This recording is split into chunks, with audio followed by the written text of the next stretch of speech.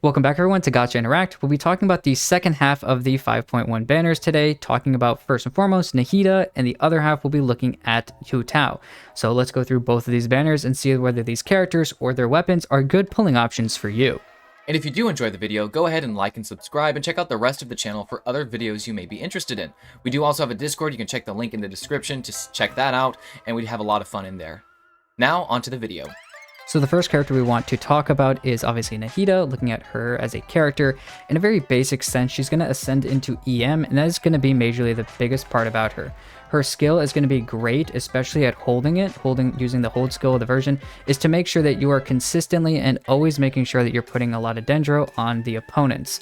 Also, outside of that, though, her burst is extremely good because it's going to help the damage or the increased duration of the skill to make sure you're doing more damage with Nahida. Also a great thing because of a passive talent from Nahida, you're also increasing the EM of the party member that's inside the Shrine of Maya that she creates in her burst. So lots of extra EM buffing that she can give, which is great already since she ascends into EM because it's based off her own EM, and then giving it to other characters. And because she's the Dendro Archon, a lot of those Dendro reactions are going to be very thankful for it and because of it. Now quickly looking over Hu Tao, just kind of how she works in general as a character. She basically just uses her skill to get a Pyro Infusion, do a lot of big damage, and her burst is kind of a nice nuke. You can level that. You don't have to be honest, because most of her damage is coming from her charged attacks in her kit. So when it comes to leveling, obviously level the skill, level her normal attack because it does help the charge attack damage. And like I said, the burst if you want to, because there's a lot of damage potential in there. Basically, with Hu Tao, you want to stay under 50% HP, because this helps her overall damage. It's in her kit, but it's also in Staff of Homa's passive effect, which is her personal weapon. So everything's pointing to her being a little bit lower HP, and her damage really spikes up. She gets a lot more attack and just everything. So that's kind of her idea, and a lot of her best teams tend to be vaporized teams. You play her with Yelan, Xingqiu. You can even use Farina. That keeps her at low HP too. So there's a lot of different synergies, and we'll talk about that later on in the video with team synergies, but that's basically how she works. You use her skill, you get a Pyro Infusion, and then you try to just use charged attacks, and that's how she works. More amazingly new characters are releasing, and that means a higher chance of a certain zombie ruining your lucky streak. Pulling out the card like one of my favorite forgotten characters, Shenhe, make it a little bit easier on yourself and use Loot Bar. With Loot Bar, you can top up your account at a discounted rate compared to the game's store. You actually play other games, Loot Bar can help you elsewhere as well. There are a few reasons to use Loot Bar, the first being that you only need to give your UID and server, which keeps your account completely safe. No emails or passwords needed. Another reason is that they offer 24/7 live chat support that Rift and I have used ourselves. Definitely not after losing a 50-50 at 3 AM. The third reason is that you can see all 5,000 reviews people have left if you're still unsure about making a purchase. The last reason is that you're guaranteed to get your currency within 30 minutes of completing your purchase. Other creators have also used Loot Bar to top up their accounts as well. Check out the link in the description or pinned comment and make the right choice, like this rap being done better than Hu Tao's. Now, back to the video. The next thing we're going to be talking about is the weapon banner. So now looking at the weapons, specifically 1,000 Floating Dreams for Nahida, obviously because she goes so heavy into Elemental Mastery, and with most of the really how you're going to try to build her mainly is getting EM, even though she does, I believe, get some crit rate alongside of this. The biggest part about her character kit, though, is to get a lot of EM. So her weapon going into EM is extremely helpful. At level 90, you can get 265 Elemental Mastery as a main stat. Now, the ability is at Refinement 1, and it states that party members other than the equipping character will provide the equipping character with buffs based on whether their elemental type is the same as the character that is holding the weapon or not. If their elemental type is the same as the character holding the weapon, it increases elemental mastery by 32. If not, increase the equipping character's damage bonus from their elemental type by 10%. Each of the aforementioned effects can have up to 3 stacks, and additionally, all nearby party members other than the equipping character will have their EM increased by 40. Multiple such effects with multiple weapons can stack as well. So if you somehow, for some reason, have a bunch of Nahidas in your team, technically in your world, you could have a bunch of these just stack. Anyways, that is how that weapon is supposed to really be working, with specifically with Nahida. There are some other characters that can use it that are, once again, mainly looking for a lot of EM, that are Catalyst users. If you don't really have a lot of crit on a certain character like Yae Miko or something, and you want aggravate DPS, or something like Lisa as well, this can work for them. But once again, obviously the best in slot for it is going to be Nahida, since it is her personal weapon. Now taking a quick look at Staff of Homa, Hu Tao's personal weapon. At level 90, you're going to be getting a base attack of 608 and a crit damage of 66.2%.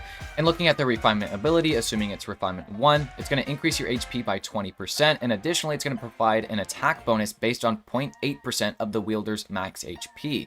When the wielder's HP is less than 50%, this attack bonus is increased by an additional 1% of max HP. So obviously very, very tailored to Hu Tao. It's actually an amazing weapon on her. One of the best weapons in the game, to be honest, especially when it came out. People talked about that, how it's just such an amazing stat stick type of weapon. Even a character like Zhongli actually favors this weapon in like his hybrid build. It's his best in slot weapon. So, and it can be used, you know, on Arlecchino, just a lot of different characters that actually, because it is a stat stick, it's just really good for other polearm users if they just want a bunch of damage stats. This is a great weapon. So you really, you know, this weapon has a lot of value. I think this weapon banner in general has a lot of value, but we'll talk about that a lot later. Obviously, if you're looking to get Hu Tao's weapon, this is the way to go. It's also great because so many characters already have HP and already kind of can have a high amount of it, so getting the attack buff for it is already pretty good as well. Now, if we look at the next part, which is the summary section, now we want to talk about kind of the questions on whether or not, you know, we should be looking at this, right? Because the whole point of the video is, should you pull? So the first question we're going to look at is, do you need either character in your account? Looking at Nahida and Hu Tao. The biggest thing, especially with Nahida, is do you already have a team that needs a lot of an EM increase and mainly a lot of Dendro application? So, you know, teams that, you know, if you have Al Haytham, she should be a high priority on your account. Unlike me, like I have just decided to dodge her as much as possible. If you have Al Haytham, or if you have, you know, if you really like Kaveh, or if you have a team, a Hyperbloom team, and you really want to bring it to the next level, never mind are you going to help most likely the character on field like Sino or something like that to get more EM because of her kit to then do more damage. She's also going to be very easy to apply the Dendro element, so burning teams are, you know, it's going to be very nice to have that constant Dendro on the enemy. Burgeon teams, like I was talking about, just in general, Bloom teams are going to heavily favor Nahida there. Now, looking outside of that, now looking at Hu Tao, sadly, I would say Hu Tao is still one of the best DPS we have in the game, and especially considering there have been so many other DPS characters that have kind of just been going on over time instead of her, you know, Hu Tao still does pretty well. And obviously, her weapon still stands the test of time as well. The thing with Hu Tao is that she can be a little bit of an annoyance without her C1. Obviously, she is a little bit dependent on having such a good weapon. Because it is a good weapon, she's a little bit dependent on having it. But her as a character, she's such a strong and easy to build character because all you really have to worry about is crit and attack and HP, mainly the HP part, so you can turn it into attack. And that's just how easy she is to build. She's in a really, really strong character. Yes, she is going to be worse than someone like Arlecchino and can take a little bit more time and energy to actually make her pretty good, but she is still worth the investment if you still really like her as the character, and she's still a high pull value character for a lot of accounts if you're looking for a Pyro DPS. Yeah, I would totally agree with that. I like how you talked about it's a lot of vertical investment with Hu Tao, and I think that's really just the thing to realize. Just kind of know, because it is an older character, it's going to take a little bit more to make her competitive with, I mean, the main competitor that people will talk about is Arlecchino. I think if you're just looking to pull one character, Arlecchino just makes more sense.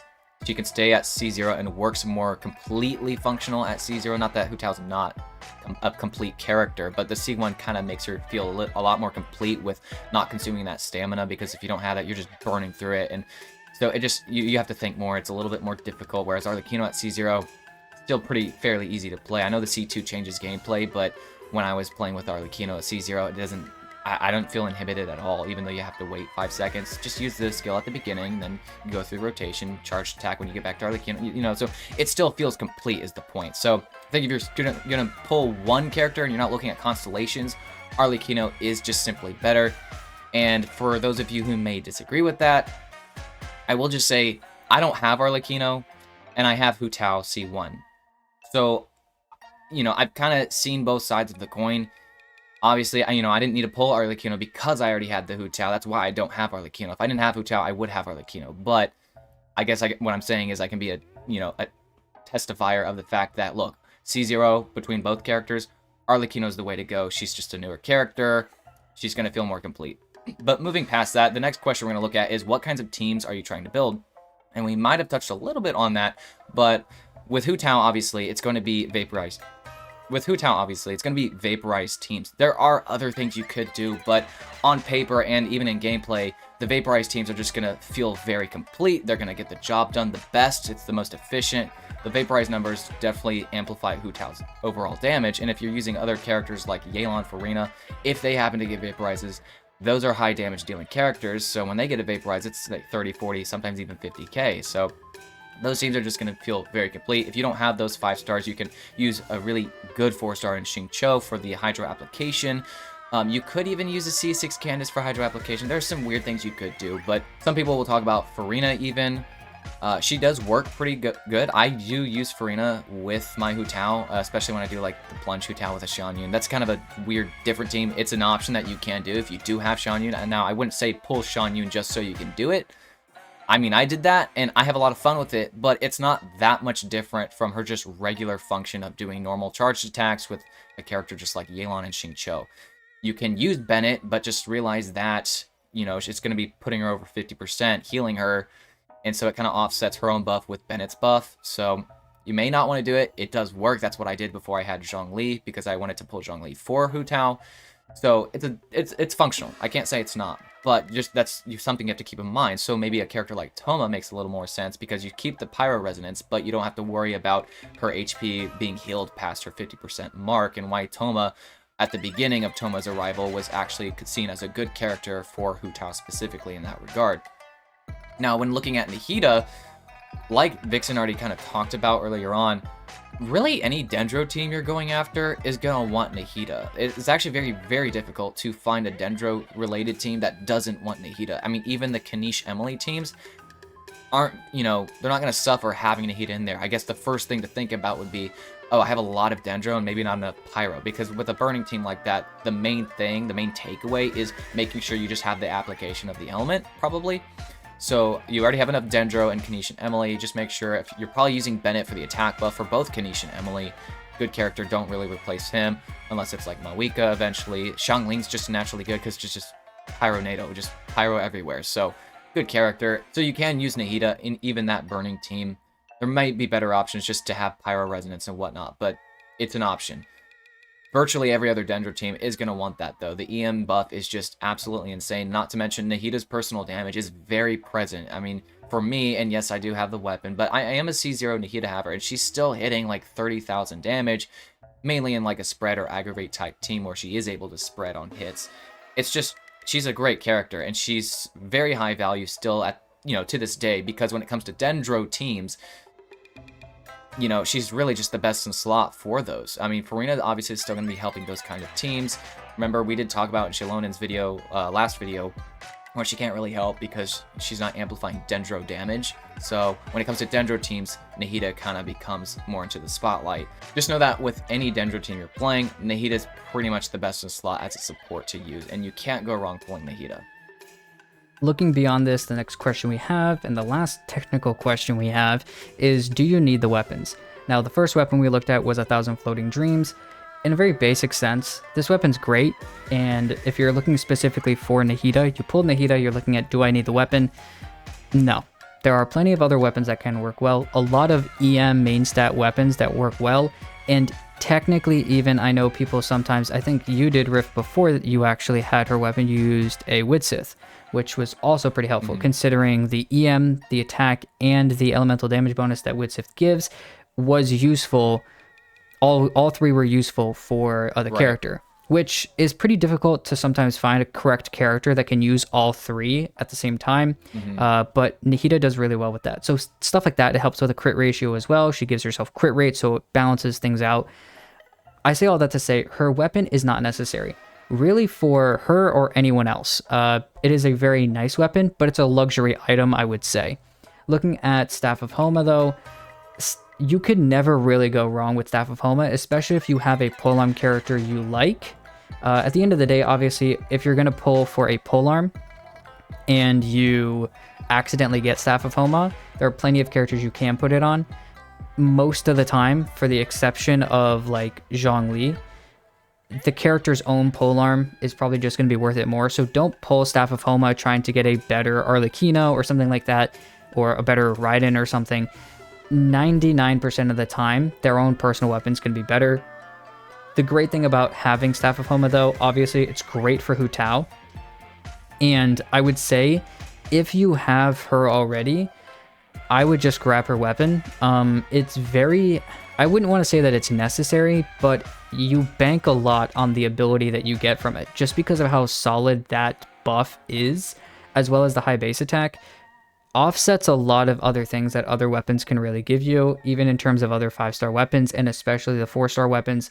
Staff of Homa is just borderline necessary for Hu Tao. Yes, I do know you can work without it, so I know someone's going to say it, but I would just say most of the time, getting Staff of Homa can never really put you down if you already have Hu Tao for your account. Yeah, I would totally agree with that. It's such a massive upgrade for her, kind of like we see in Nouvelette's weapon. It's not maybe that much of an increase because it's just not, but it's still like Right. it's a pretty insane increase.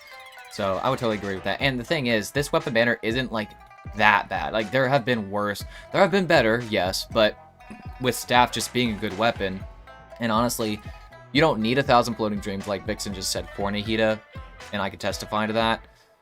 But it is actually a nice increase still. It's just that Nahida is already so powerful without it that's the reason you don't need it. So if you do want to see more out of Nahida, it's the way to go, and she's a goated character, you can't go wrong. So if you are wanting to get either one of these characters, you could even do a strat that I've used. Now, I wouldn't always recommend this, especially if you're free to play.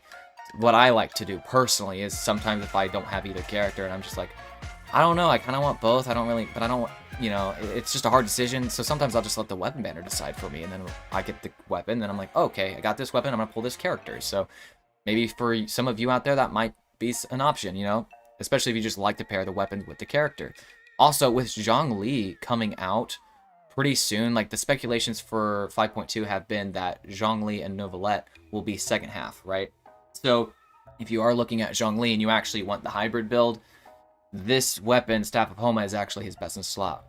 Because Vortex Vanquisher doesn't really help. It helps shield strength and physical damage, which, if I'm being honest, I don't know. You can do physical Zhongli, it's just not as fun to me. I'd rather just build into his burst damage and his tank bot kind of shield, right? And Staff of Homa just is perfect for that. Now we're at the last section of the video. We're going to talk about constellations on these characters, and we've kind of already talked about it a little bit, especially with Hu Tao when the C1 kind of surfaces. But let's like really look at that and really determine just how much do these characters need or may not need their constellations. And so I guess starting with Hu Tao, since we kind of already dipped into it a little bit throughout the video, she is a character that definitely seems like she needs the C1, and she seems more complete with it. You can actually go through her entire duration. You know, because you're not using stamina, you can use the jump, the dash cancel. The dash cancel is more effective, it's a little bit faster, but because you're dashing, it's using stamina. So that's why without her C1, if the charge attack and your dash is burning through your stamina, you can't even use all of them unless you are jump canceling. And jump canceling is not bad, it's just a little bit slower, but that's why in like a Shan Yun team, it actually doesn't matter for Hu Tao to be C0 or C1, because you're jumping anyways. You go into a charge, you jump cancel, and because Shan Yun's active, you're actually going right into a plunge after a charge attack. So it's actually a pretty fun team that I do. It's a lot of fun, and you don't need the C1 for that. Then again, you need Shan Yun for it, so it's just a different, you know, 5-star pull, right? So if you already have Shan Yun, that's an option. But just know that for traditional Hu Tao gameplay, C1's going to make her feel a lot better. For C2, though, I would say is just not necessary. I've already looked at it before. All it's doing is increasing Blood Blossom damage by an amount equal to 10% of Hu Tao's max HP at the time the effect is applied. Additionally, Spirit Soother will also apply the Blood Blossom effect. That's just talking about her burst. Blood Blossom's the thing, the mark you apply with your charged attack that deals some pyro damage over time. The Blood Blossom itself is not anything crazy. It has some damage, but that's really not the point. That's why when looking at the C2, I'm not really big on it. I think, you know, the C1's actually better than the C2. C1 Hu Tao is just one of those first constellations that's just a game changer, absolutely insane, kind of like C1 Nouvelette, right? So that's just kind of my opinion on Hu Tao. And then with Nahida, looking at her constellations, her C1 states that when the Shrine of Maya or her burst is unleashed and the elemental types of the party members are being tabulated, because it tabulates Pyro, Electro, and Hydro. So when it tabulates those, it's just going to add 1 to the count of that, of the Pyro, Electro, and Hydro characters. So normally in a Nahida team, you have, let's just say you have 2 other elements of those Pyro, Electro, Hydro. Pyro gives her something like an attack bonus. The Electro's increasing the interval that her skill can hit, so a little bit faster DPS, you could say. And then Hydro just increases the duration of the burst. So they'll have different buffs, right? And so the C1 is just kind of adding to that. It'd be like with Wanderer, instead of picking up 2 buffs, you get a 3rd one, right? So it's good. It's not really a game changer, but it is an upgrade. But really the C2 is where she gets insane. So looking at that, it says that opponents that are marked by her skill applied by Nahida will be affected by the following effects. And it says that Burning, Bloom, Hyper Bloom, and Burgeon reaction damage that these opponents receive can actually crit. So this just completely changes. It's a massive upgrade. So the crit rate and crit damage are fixed at 20% and 100%. So the crit rate and crit damage are fixed at 20% and 100% respectively. Also, within 8 seconds of being affected by Quicken or Aggravate or Spread, defense on the opponents is decreased by 30%. So no matter how you're going about the team, whether you're doing an Aggravate Spread team or whether you're doing the Bloom related teams going into Hyper Bloom or Burgeon, these upgrades are insane. To be able to enable these Bloom, Hyper Bloom, and Burgeons to crit is pretty big. And yes, the crit rate's pretty low at 20%, but that still is 1 in 5 hits. And with Bloom types teams, these core hits are happening all the time. If you're doing Nilu, Bloom, it's just very, very sporadic. And even with Hyper Bloom and Burgeon, if you're playing the team correctly, you're maybe using Kuki, you're getting all of these cores, and there's a lot of them happening. So to see one of those crit to go from like 35k up to 70k, that's a big increase. So very goated C2 of just absolutely amazing. Really, really upgrades Dendro teams. Well, we hope that this video could help you decide on whether these characters or even the weapons coming up in this next banner are for you. As always, if you have any suggestions that may help other players, go ahead and let us know down in the comments. Make sure to like, subscribe, and check out the Discord as well. Thank you again for watching the video, and we'll see you guys in the next one.